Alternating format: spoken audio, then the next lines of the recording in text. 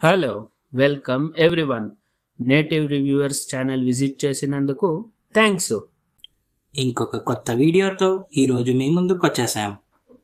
మేము ఈరోజు ఏ విషయం గురించి మా ఒక అన్ఫిల్టర్డ్ ఒపీనియన్ని మీతో చెప్పుకోవాలని అనుకుంటున్నామనేది మీకు ఆల్రెడీ థంబ్నెయిల్ మరియు టైటిల్ చూసి తెలిసై ఉంటుంది. మోహన్ లాల్, మీనా మరియు జీతూ జోసెఫ్ గారి దర్శకత్వంలో దృశ్యం సిరీస్లో ఒకటైన దృశ్యం 3 గురించి మా ఒక అన్ఫిల్టర్డ్ ఒపీనియన్ని మీతో పాటు షేర్ చేసుకుంటున్నాను.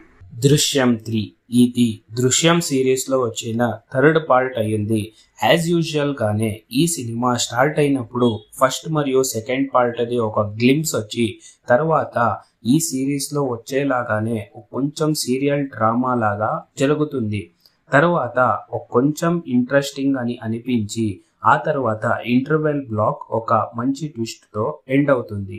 ఆ తర్వాత సెకండ్ హాఫ్లో కూడా మనం చూస్తే యాజ్ యూజువల్ కొంచెం ఇంట్రెస్టింగ్ అనిపించినా కూడా అక్కడక్కడ ఈ సీరియల్ డ్రామా ఉండడంతో కొంచెం ల్యాగ్ అని అనిపిస్తుంది. ఈ సినిమాకి మెయిన్ క్లైమాక్సే అవ్వడంతో ప్లాట్ మొత్తం క్లైమాక్స్లోనే ఉంటుంది. ఓవరాల్గా ఈ సినిమా చూసిన తర్వాత మాకు అన్ఫిల్టర్డ్గా అనిపించింది ఏంటి అంటే ఇది ఒక యావరేజ్ సినిమా అని. దృశ్యం 3 సినిమా స్టోరీ విషయానికి వచ్చేటైతే వరుణ్ మర్డర్ మిస్టరీ కేసులో వచ్చిన 3వ భాగం ఇది అవ్వడంతో వరుణ్ వాళ్ళ అమ్మ డిప్రెషన్కి వెళ్ళుంటారు. దీన్ని చూసిన వాళ్ళ నాన్న వరుణ్ వాళ్ళ అమ్మని కాపాడుకోవడానికి జార్జ్ వాళ్ళ కూతురు మరియు ఫ్యామిలీ సంతోషంగా ఉండకూడదు అనే చేసే కుతంత్రాలు ఈ యొక్క సినిమా ఉంటది. మరియు జార్జ్ గారు ఈ కుతంత్రాల నుంచి ఎలా తప్పించుకుంటారు అన్నదే ఈ యొక్క సినిమా స్టోరీ అయి ఉంటది. ఇంకా ఈ సినిమా క్యాస్ట్ విషయానికి వచ్చేటైతే మోహన్ లాల్ గారు యాజ్ యూజువల్ గానే ఒక ఫాదర్ రోల్ ని తమ సటల్ యాక్టింగ్ తో చాలా బాగానే పర్ఫామ్ చేసి ఫస్ట్ 2 పార్ట్స్ లాగానే ఈ సినిమాలోనూ పర్ఫామ్ చేసి ఆడియన్స్ కి ఎంటర్టైన్మెంట్ ఇచ్చి తమ క్యారెక్టర్ కి జస్టిఫై చేశారు అన్నదే మా ఒక అన్ఫిల్టర్డ్ ఒపీనియన్. ఇంకా ఈ సినిమాలో ఫీమేల్ లీడ్స్ లో ప్లే చేసిన మీనా గారు, ఎస్టర్ అనిల్ గారు, అన్సిబా గారు వాళ్ళకిచ్చిన రోల్ ని చాలా బాగా పర్ఫామ్ చేసి ఒక ఫ్యామిలీ ఓరియంటెడ్ ఉమెన్స్ గా పర్ఫామ్ చేసి జస్టిఫై చేశారు అన్నదే మా ఒక అన్ఫిల్టర్డ్ ఒపీనియన్. ఇంకా ఈ సినిమాలో ప్లే చేసిన ఇతరులు తమకిచ్చిన క్యారెక్టర్స్ కి పర్ఫామ్ చేసి జస్టిఫై చేశారు అన్నదే మా ఒక అన్ఫిల్టర్డ్ ఒపీనియన్.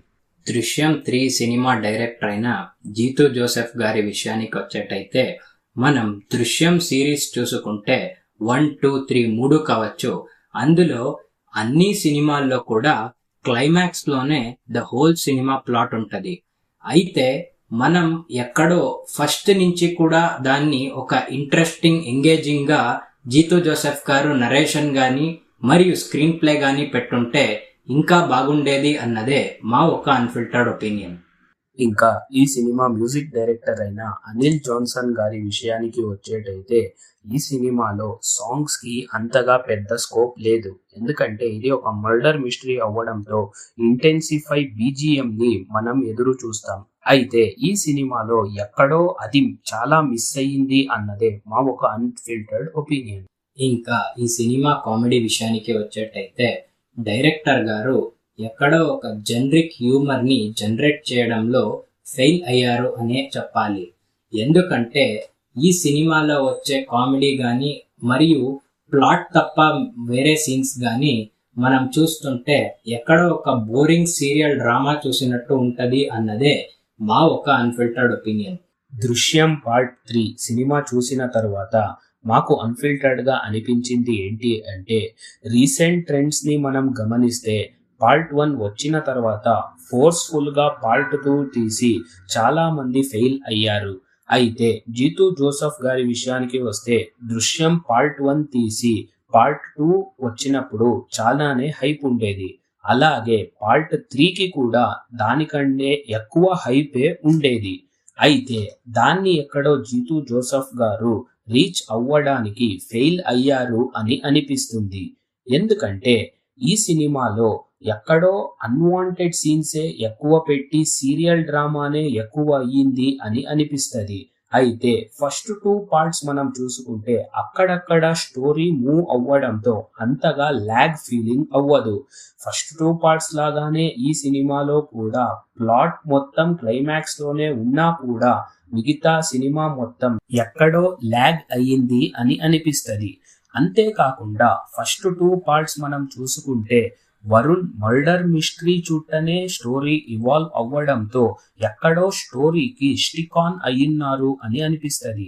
అయితే ఈ సినిమాని మనం చూస్తే ఎక్కడో ఫోర్స్ఫుల్లీ పార్ట్ 3 చేశారు అనే చెప్పాలి. ఎందుకంటే సంబంధం లేని జార్జ్ కూతురి చుట్టనే ఈ స్టోరీ రివాల్వ్ అవ్వడంతో ఇది ఫెయిల్ అయ్యారు అన్నదే మా ఒక అన్ఫిల్టర్డ్ ఒపీనియన్. సో ఇది ఈరోజు మా వీడియో అయ్యింది. మీరు ఈ సినిమా చూసినట్టయితే కమెంట్ చేయండి, మరియు ఎవరు మీ ఫ్రెండ్ వెళ్ళాలనుకుంటున్నారో వారితో షేర్ చేయండి. మా ఈ ఒక అన్ఫిల్టర్డ్ ఒపీనియన్స్ మీకు నచ్చినట్టయితే దయచేసి కమెంట్ చేయండి మరియు లైక్, షేర్, సబ్స్క్రైబ్ చేసుకోండి. లాస్ట్లో బెల్ కొట్టేది మాత్రం మర్చిపోకండి.